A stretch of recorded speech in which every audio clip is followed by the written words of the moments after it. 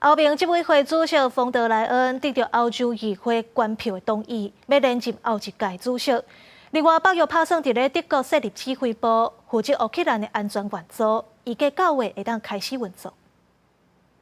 Votes in favour 401。欧洲议会无记名表决，欧盟执委会主席冯德莱恩伫724内面摕到401票赞成，284票反对，15票弃权，5票连任。伊摕到的支持比5年前的383票还佫较侪。伊伫咧投票前发表演讲，讲会投资基础设施甲工业，坚持欧洲大陆的历史转型，也会创建新的欧洲防务联盟。Nous sommes responsables pour faire tout ce qui est nécessaire pour protéger nos citoyens européens. Protéger l'Europe, c'est le devoir de l'Europe.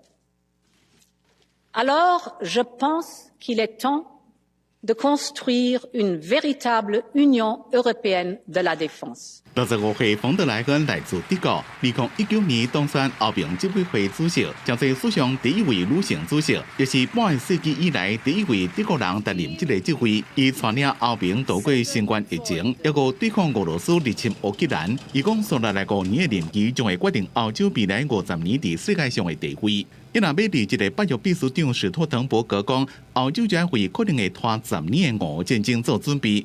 北约会伫咧德国设指挥部，伫乌克兰提供安全援助。Today, I can announce that the command will be operational in September.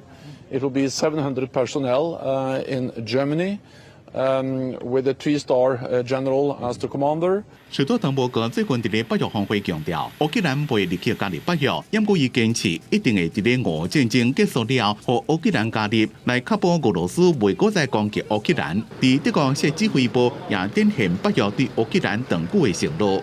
公司新闻陈伟林、吴其昌编译。